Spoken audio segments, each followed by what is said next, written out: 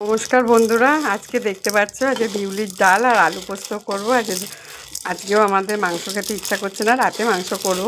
তো যাই হোক, এখন আমি বিউলির ডাল করব। দেখো, বিউলির ডালে যে পাউডারগুলো থাকে সেগুলোকে ভালো করে আগে আমি করে নিয়েছি। একটা নোংরাও ছিল, ফেলে দিলাম। এখন আমি বিউলির ডাল সিদ্ধ হয়ে গেছে, আদা দিয়ে দিয়েছি, আদা বেটে, আর হচ্ছে এই যে মৌরি, এগুলো ডালের মধ্যে মিশিয়ে নিচ্ছি। নুন হলুদ দিয়ে দিয়েছিলাম সিদ্ধ করার সময়, আর কাঁচা লঙ্কা। এখন ফোড়নে দিচ্ছি শুকনো লঙ্কা, তেজপাতা আর মৌরি। এখন এইগুলো হয়ে এসছে, এখন আমি একটু হিং দেব, দিয়ে এবারে ডালটাকে দিয়ে দেবো। এখন ডালটা ফোড়ন দেওয়া হয়ে গেছে, কিছুক্ষণ ফুটবে, তারপর নামিয়ে নেব। আজকে রেসিপি বিউলির ডাল। এখন করব পোস্ত, আলু পোস্ত করব। এই যে পোস্তটাকে প্রথমে শুকনো মিক্সিতে আগে গুঁড়ো করে নেব, তারপর কাঁচা লঙ্কা দিয়ে পেস্ট করব। এদিকে আমি আলু ধুয়ে রেখেছি আর পেঁয়াজ কেটে রেখেছি। কড়াইতে তেল গরম হয়ে গেছে, এখন আমি পেঁয়াজটা ছেড়ে দেবো। পেঁয়াজটাকে লাল লাল করে ভেজে নেব, তারপর আলুটা দেবো। পোস্তটা পুরো গলে গেছে, নরম হয়ে গেছে। এবারে আমি লঙ্কা দিয়ে আরেকবার জল দিয়ে মিক্সিতে পেস্ট করে নেব। পেঁয়াজ ভাজাটা লাল হয়ে এসছে, এখন আমি আলু দিয়ে দিচ্ছি। আবার দেখো, আজকে কুমড়ো ফুলের বড়া হবে। জল আর লঙ্কা দিয়ে দিয়েছি, এখন আরেকবার পেস্ট করে নিচ্ছি। আলুটা ভাজা বসিয়ে দিয়েছি, আলুটা ভালো করে ভাজা করতে হবে। দেখো কত সুন্দর পেস্ট হয়ে গেছে, পুরো মিশে গেছে। আলুটা ভাজা হলে তারপর পোস্তটা দিয়ে দেবো। এই আলুটা এখন ভাজা হয়ে এসছে, এবার আমি জল দিয়ে দেবো। এতদিন আমি জানতাম না পোস্তটা ঠিক করতে, কেন। এখন আমি জল দিয়ে দিচ্ছি, ভাজা হয়ে গেছে আলুটা, একটু গলে যাবে, তারপর আমি পোস্তটা দেবো।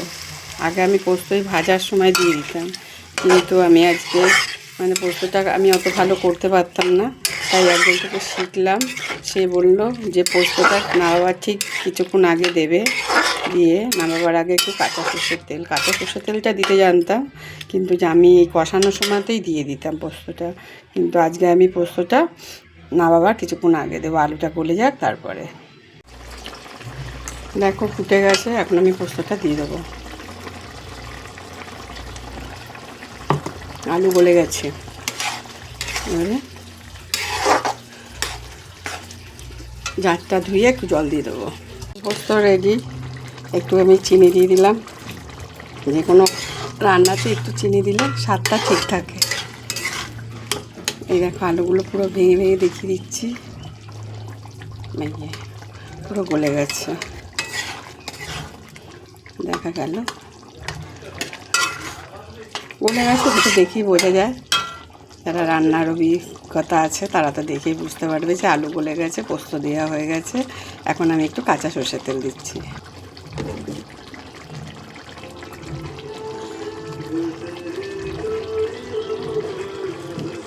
কাঁচা সর্ষের তেলটা দিলে না টেস্টটা খুব ভালো হয়।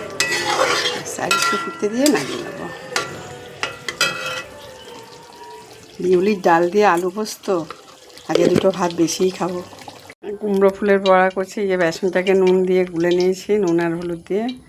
আর এই যে এর ভেতরে যে পরাগটা আছে সেটাকে খালি বাদ দিয়ে নিয়েছি, ভালো করে ধুয়ে নিয়েছি। দিয়ে এবারে এইটাকে চোবাবো আর ভাজবো, হ্যাঁ, একটা একটা করে। খাওয়ার রেডি, এখন আমি খাবো। দেখো, কুমড়ো ফুলের বড়া, কাঁচা লঙ্কা, ভাত, আলু পোস্ত, বিউলির ডাল আর এঁচোড় চিংড়ি। আজকের রেসিপি তোমাদের কেমন লাগলো সেটা আমাকে যদি কমেন্টের মাধ্যমে জানাও, তাহলে আমি আরও ভালো ভালো রেসিপি তোমাদের জন্য পরিবেশন করব।